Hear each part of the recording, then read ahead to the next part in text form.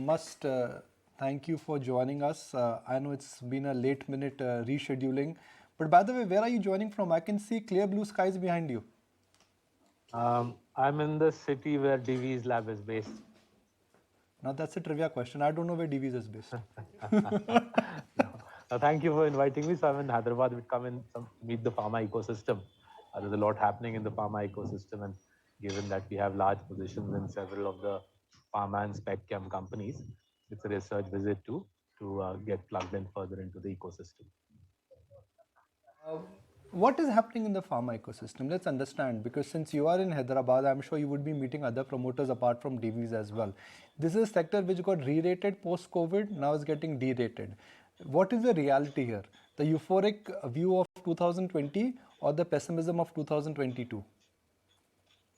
I mean, look, I don't know much about the pessimism. Honestly, we haven't seen that much pessimism.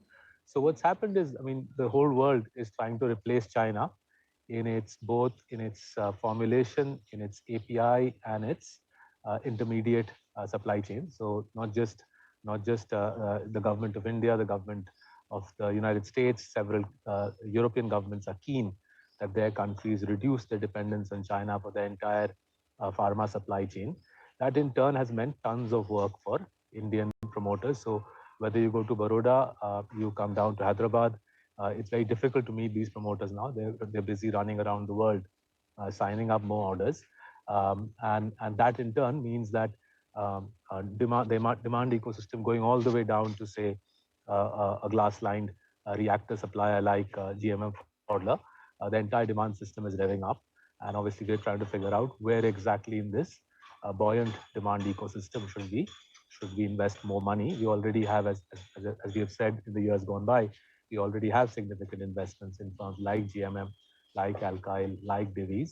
We're considering making some more investments in the space, but as you know, we invest in companies with barriers to entry, with moats, and that piece does require careful work at the ground level. Last time we were chatting, you were talking about the reduction in Lao Pala, the fact that, Abbott India in your compounder PMS has been replaced by ICICI Lombard, Kings of Capital, it's AU Small Finance, which has been replaced by Home First Finance. Any other hidden gems that you're either working on or have already added? So we have added actually a Hyderabadi company in Little Champs.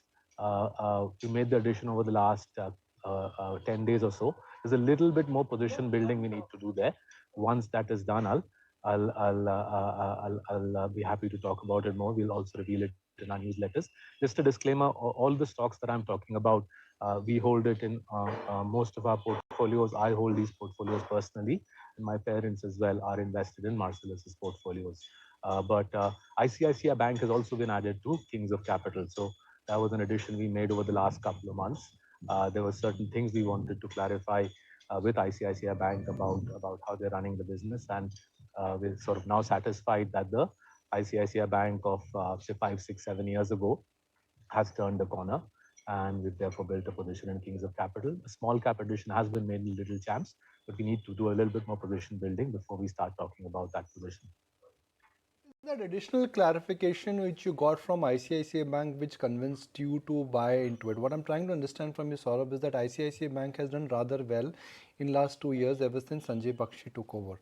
But the fact that you waited for 2 years, you waited for your parameters to get clarified or your observations to so what were those observations which convinced you that according to Marcellus, things are going to change for better?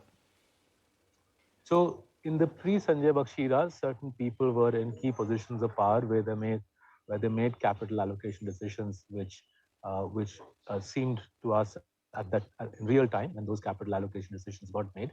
It seemed to us that those capital allocation decisions were unwise.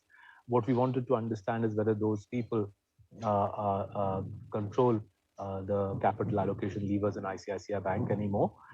It took us a couple of years to figure out that in the Sanjay Bakshi era, those people are firmly out of power. And until we got that clarity that the people who basically made wrong capital allocation decisions are no longer controlling the levers of power in ICICI Bank, until we got that clarity, we hadn't gone ahead with the investment. But all credit to Mr. Bakshi. He's rebuilt the bank. He's rebuilt the team, the key team, which runs the bank. And we wish them well, and we hope to compound with them in the years to come.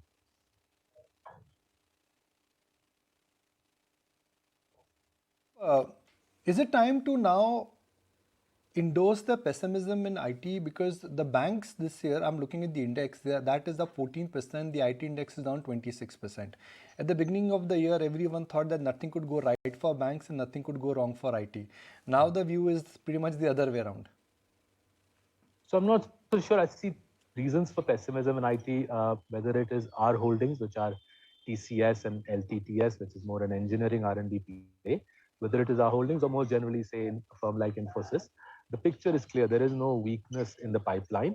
And even beyond India, if you look at Accenture's results or talk to people at Accenture, there is no weakness in the IT services demand pipeline. And I doubt there will be if the West is going into recession and officially the United States is now in recession with 2 quarters of shrinking output. If the West is in recession, then that will increase demand for Indian IT services even more. I think even more work will come to Bangalore, to Pune, to Hyderabad. And hence, I don't really see why there should be any cynicism, any concern, pessimism about Indian IT services. We are steadfast in maintaining our TCS and LTTS holdings. Sorry, we won't keep you waiting too long. I know you must be having a busy day ahead. So thank you so much once again for joining in. Thanks a lot. Thanks, Maliki. Bye. Okay, here is that.